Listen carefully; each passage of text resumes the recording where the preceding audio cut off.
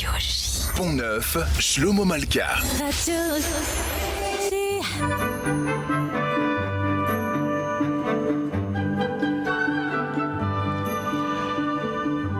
Pont-Neuf, l'émission hebdomadaire consacrée à l'actualité du livre. Nous recevons ce dimanche François Margolin, cinéaste, pour un hommage à Claude Lanzmann.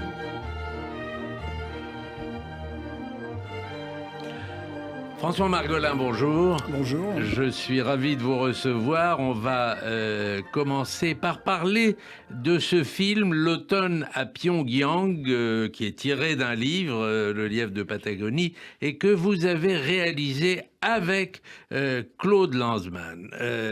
Racontez-nous d'abord la genèse de ce film et d'où vient cette affection qu'avait Claude Lanzmann pour la Corée du Nord. Multiples questions. Écoutez, alors là, on va pas commencer par la fin. L'affection de Claude Lanzmann pour la Corée du Nord, elle date de très loin. Elle date de 1958 au minimum, quand il y est allé là-bas avec Chris Marker, Francis Lemarque, Armand Gatti, avec un groupe comme ça de sympathisants communistes, à la fois chanteurs, cinéastes.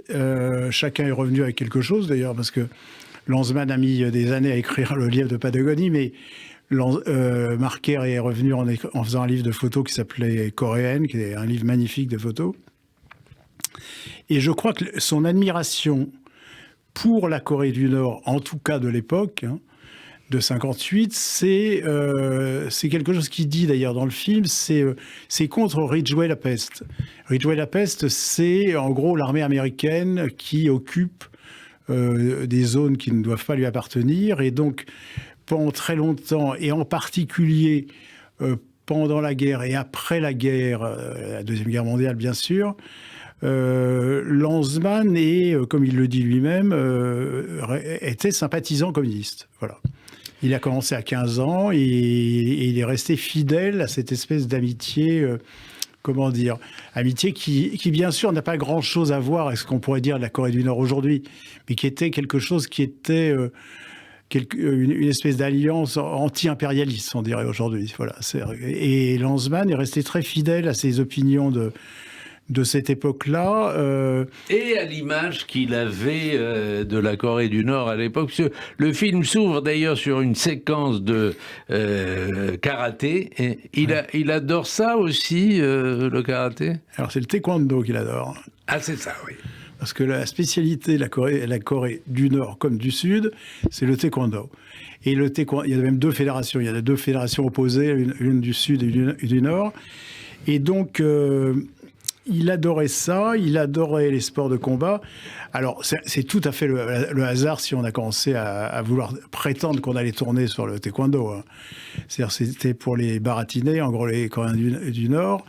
On leur a raconté, voilà, parce que c'est un peu l'histoire du film. L'histoire du film, c'est les Coréens du Nord veulent bien, au départ, que Claude Lanzmann vienne tourner un film que je produis en Corée du Nord.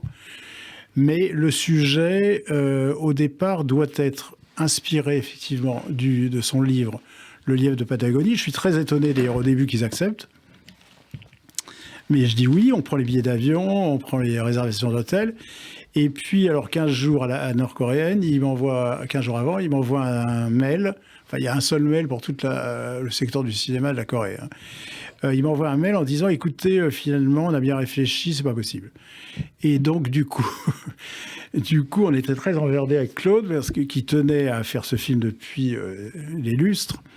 Et du coup, je leur dis « Écoutez, je vais en parler avec Claude Lanzmann, on va réfléchir, on vous rappelle... » Enfin, on vous rappelle. Je vous envoie un mail demain et je vous dis ce qui se passe. Et le lendemain, j'avais préparé... On a dîné ensemble avec Claude. Et je leur ai dit, écoutez, oui, on va faire un film sur le taekwondo. Voilà. Et Claude est tout à fait d'accord. Il adore le taekwondo et c'est vraiment ce qui l'intéresse au plus haut point. Et donc, on ne va pas tout annuler pour ça. Donc, on part faire un film sur le taekwondo. Alors, je sais pas. Donc, il y a constamment ce malentendu qui fait que pour eux, vous êtes en train de faire un documentaire sur la Corée du Nord.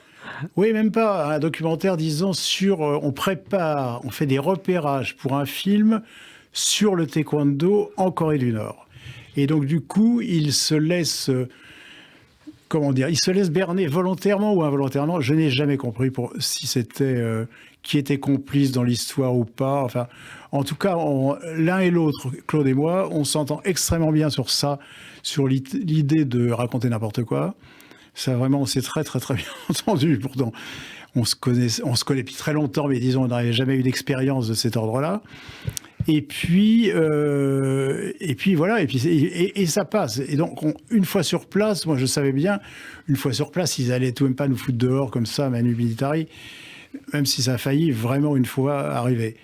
Et du coup, Alors lui, c'est tout à fait autre chose. Il a dans la tête de remettre ses pas et revivre d'une certaine façon une scène d'une aventure très, très furtive qu'il a avec une jeune fille coréenne et rencontrée en 1958.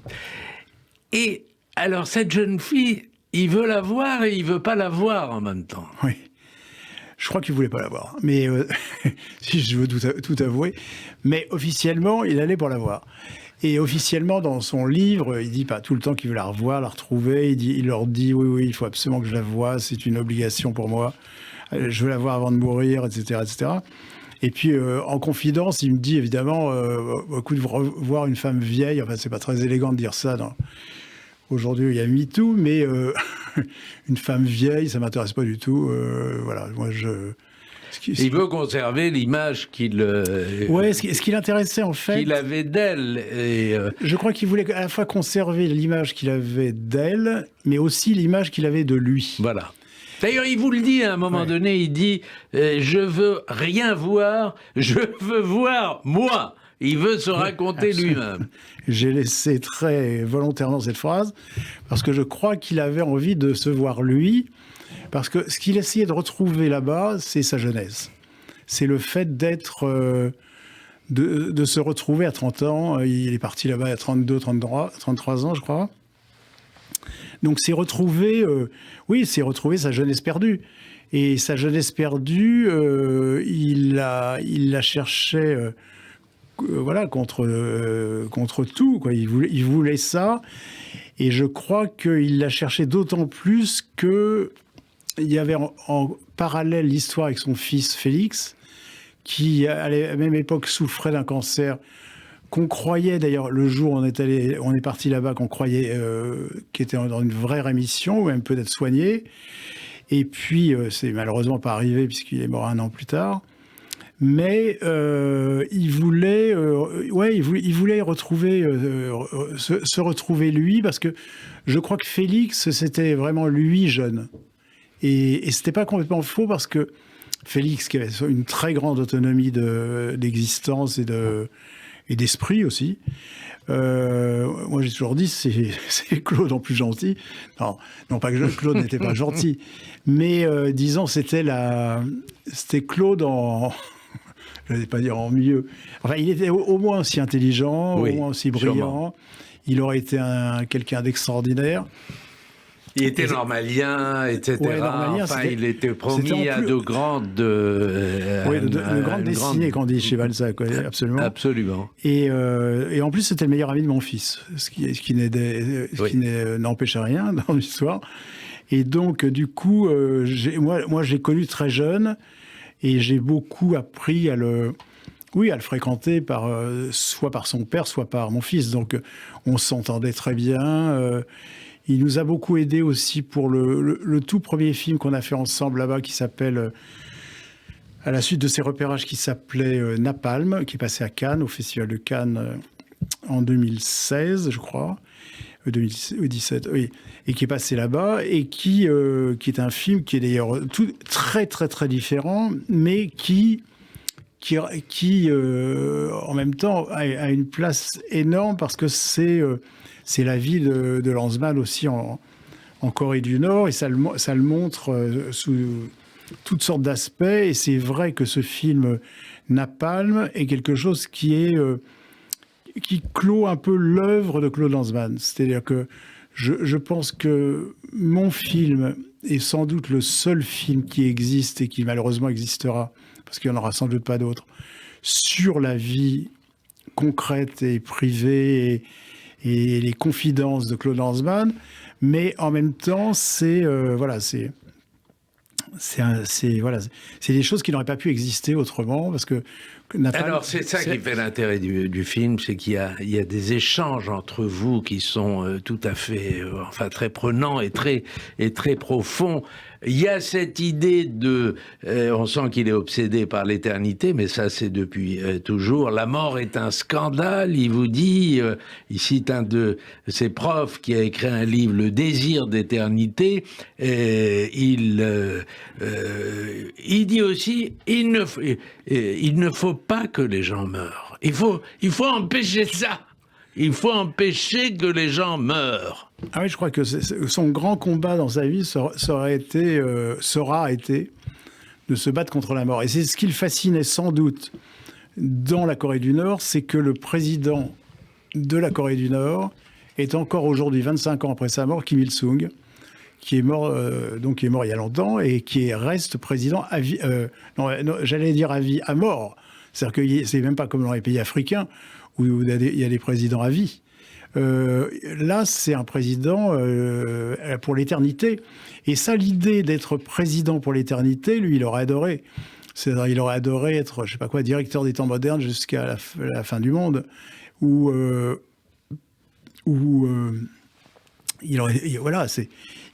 souhaitait ça. Il souhaitait que la mort soit combattue et qu'on fasse quelque chose pour empêcher la mort. Alors, il y a aussi... Il dit en plus que c'est un truc très juif. Oui, d'être obsédé par la mort. Non, d'être pour la vie. D'être pour la vie, oui. Les Raïm. Absolument. Absolument. Alors, il y a cet échange entre vous sur les communistes et il dit, le Parti communiste, c'était le parti des fusillés. Et il ne va pas en démordre. C'est-à-dire que... Vous avez eu l'impression qu'il est resté communiste ? Communiste, peut-être pas, mais un attachement fort au Parti communiste, oui. Il est devenu communiste à 15 ans en entrant dans une espèce de résistance des jeunesses communistes à Clermont-Ferrand. Et je crois qu'il est resté jusqu'à la fin de ses jours. Alors, il est resté jusqu'à la fin de ses jours, oui et non. C'est-à-dire que il y a eu beaucoup d'événements qui ont fait qu'il s'est éloigné du Parti communiste, que ce soit Budapest en 1956, que ce soit les chars soviétiques à Prague. Enfin, il y a beaucoup de choses qui l'ont éloigné. Et puis, c'était tellement quelqu'un d'indépendant d'esprit qu'en gros, il était... il en était loin tout en étant proche. Et je crois que sa grande sympathie personnel, c'était le Parti communiste. Alors, il évoque à un moment donné la première projection de Shoah à Moscou et il dit que les soviétiques ne s'attendaient pas du tout à voir ce qu'ils ont vu. Non, parce que je crois que, et c'est quelque chose qui est très d'actualité aujourd'hui, c'est que dans l'historiographie soviétique, on pense, et on écrit encore aujourd'hui, moi j'ai parlé avec des Russes récemment, ils croient que les Russes ont libéré le peuple juif. C'est-à-dire que non seulement ils ont libéré Auschwitz avec un bataillon ukrainien d'ailleurs, de l'armée rouge, mais ils pensent que toute l'Europe de l'Ouest a été libérée par les Russes, par l'armée rouge, et que s'il n'y avait pas eu l'armée rouge, les Juifs auraient tous péri dans les camps. C'est même un truc qui est très particulier, qui fait qu'ils n'arrivent pas à comprendre comment il n'y a pas que des Russes qui ont libéré les Juifs en Europe. Il y a aussi l'armée américaine, qu'il y a aussi des Juifs dans l'armée américaine, qu'il y a aussi des commandos comme dans Inglourious Basterds, qui sont, même si c'est la fiction, le film de Tarantino, qui voulait libérer les Juifs et les aider. Donc, c'est une chose qui d'ailleurs, que comprennent mal les Russes, j'allais dire les Soviétiques, depuis 70 ans. C'est-à-dire qu'il y a une historiographie officielle dont moi-même j'ai été victime, enfin victime si je puis dire. Moi, je suis d'une famille juive ukrainienne, ukraino-russe. Et dans ma famille, oui, on croyait tout de même que c'était les Russes qui nous avaient libérés, même si ma famille n'était pas communiste. C'était extrêmement important dans notre histoire d'avoir cette histoire liée à la Russie. Alors, il y a une scène magnifique où Lanzmann récite un long poème de, je crois que c'est Rimbaud, ponctué ou salué par un bateau qui passe. Ouais. C'est une belle scène.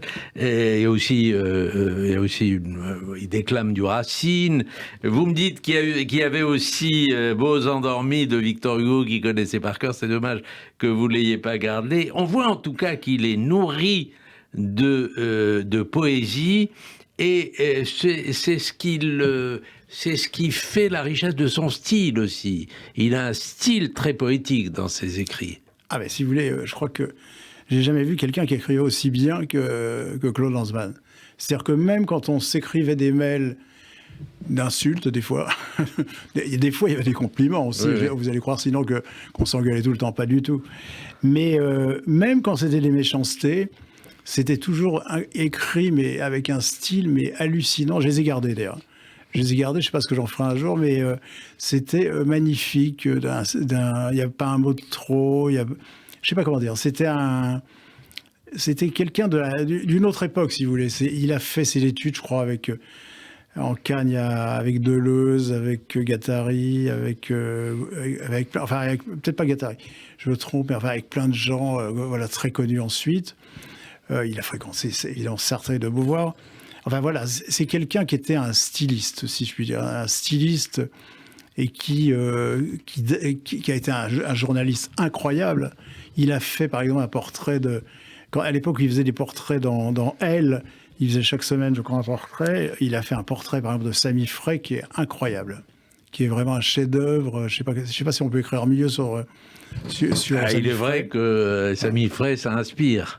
Oui, ça inspire, et puis finalement, voilà, c'est aussi une histoire juive parisienne, c'est quelqu'un qui a compté sur lui, et tout ce qu'il raconte dans ce portrait est encore d'une incroyable actualité, c'est-à-dire que c'est fondamental dans sa vie de voir à quel point il a été influencé par tous ces personnages essentiels qui ont compté dans l'histoire de l'après-guerre, et pas seulement dans le Saint-Germain-des-Prés, du Flore ou des Domago, mais aussi dans tout ce qui a fait la vie de ces gens-là, et même l'influence juive. Voilà, l'influence juive fondamentale qu'avaient tous ces gens, ces intellectuels, dans ce Paris qui voulait se libérer, qui voulait penser à autre chose, qui voulait oublier la guerre, et qui voulait vivre à 100% et même à 200% s'il le fallait, parce que c'était ça qu'ils cherchaient, comme pas mal d'autres gens que j'ai connus, qui étaient un peu de la même génération.